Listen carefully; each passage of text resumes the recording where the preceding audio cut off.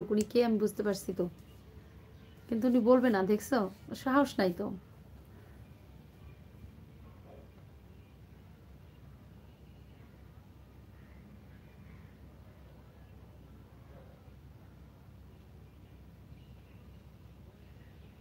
এটাই বলছি না তোমাকে, আমি ওটা বলি নাই, তুমি ভালো বলছো যে ভালো করে কমেন্টস, এটাই মানে এমনি এমনি আর কিছু বলো না, কারণ আমি চাচ্ছি দেখি উনি ওনার অরিজিনাল নামটা বলে নাকি, কিন্তু বলবে না উনি, উনি কথা এদিক সেদিক বলবে আর কি, বুঝছো?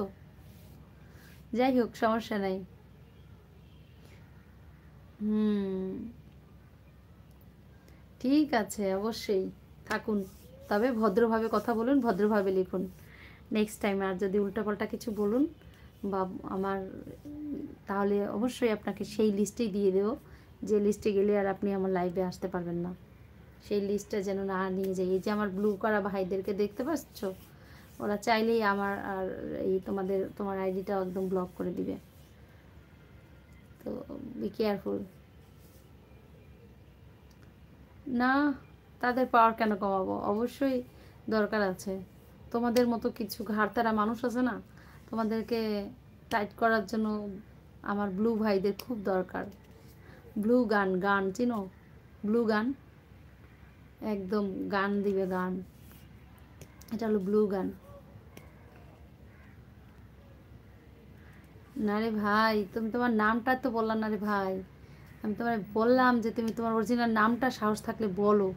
তোমার সাহসই নাই, তোমার অরিজিনাল নাম তুমি বলবে না, তুমি একটা ফেক নাম নিয়ে আসো, বিভিন্ন নামে বিভিন্ন দিন।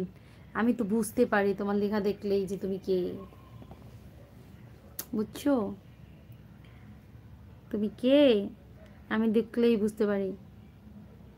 তো সাহস থাকলে অরিজিনাল নাম দিয়ে এসে লিখো, পুরনো নাম যেটা ছিল সেটা নিয়েই আসো।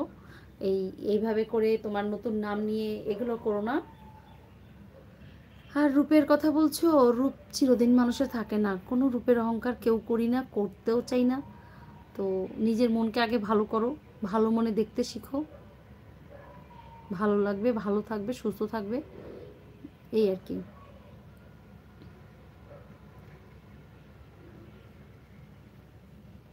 বুঝছেন?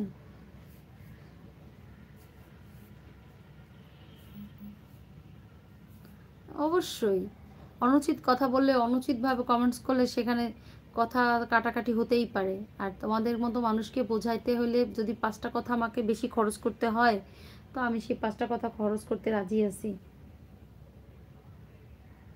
বুঝছো? তবু চেষ্টা করে যাই, দেখি তোমাদের মতো মানুষকে একটু সোজা করা যায়, যদি যাবে না জানি।